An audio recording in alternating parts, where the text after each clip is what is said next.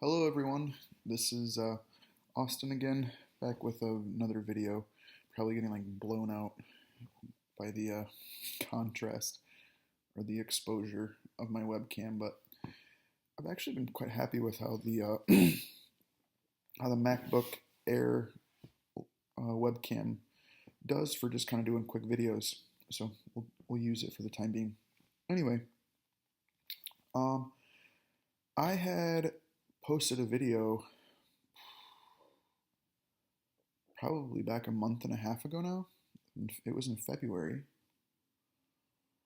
Yeah, so a month and a half ago about me cutting down a popple tree with the hopes of turning it into a canoe paddle. And that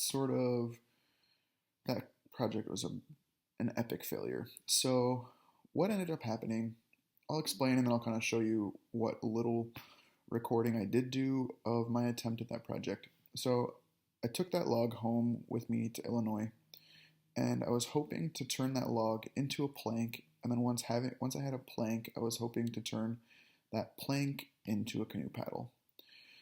Um, so I have I've done very little reading on it, and was more or less just kind of going into it as I've gone into almost all of my wood carving stuff with just a little bit of video watching, um, understanding the basic principles of um,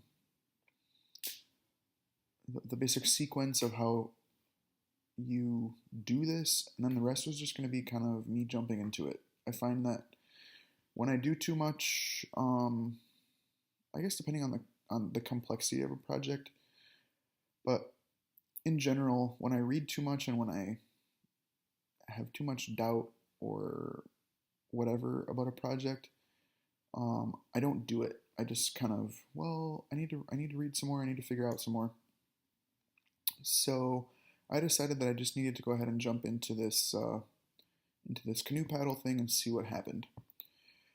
Well, I started turning this. I used a chalk line, which was actually kind of effective way to get some straight lines on this log, and we're gonna set me up um, for a successful um, with the success. It was gonna set me up for success with having the lines that I needed to make a plank out of this log. Well, I started, and my first major problem was that I forgot all of my really good tools up here in Wisconsin um, when I came home to Illinois. So all that I had was like a little hatchet from my carving kit, my carving tools, and it wasn't nearly big enough to take off the pieces that I needed. I tried, I had this concept in my head that I was going to wedge large sections of this log off. And so I used a 2x6 and I cut some wedges on my dad's miter saw. And um, all the wedges were just breaking. I had a couple of the wedges that worked pretty well, but under pressure and being hammered in with the mallet into the crevices that I was making, most of the wedges were breaking. The other issue I was having was that this is not a project that works really well with green wood. I was going kind of off of the assumption that I do when I carve spoons or kitchen utensils, is that the green wood is to your advantage because um, it is easier on your tools, it's easier to manipulate, but when you're scaling up, it was not at all the case. Um, I was having like lots of checking, lots of splintering, just with trying to make this plank.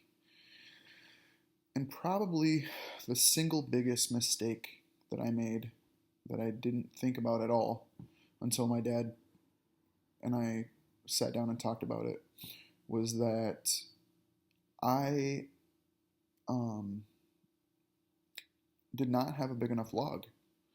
I was trying to make a plank straight through the heartwood of this log, and I had no grain to then make a paddle. It was all the center grain of the tree, and there was going to be no strength. So those were sort of all of the lessons learned in that project, and I guess I'll just kind of spend the last 3 minutes enjoying sort of the humorous effort that I put forward with trying to make a plank. So I'm hoping this summer to have an opportunity to go out and scout um, a better log, something larger, something that's been downed for a while, that's dried out for a while, that maybe hasn't been rotten. So we'll bring you guys along when that happens, and um, hope that you might be enjoying these videos.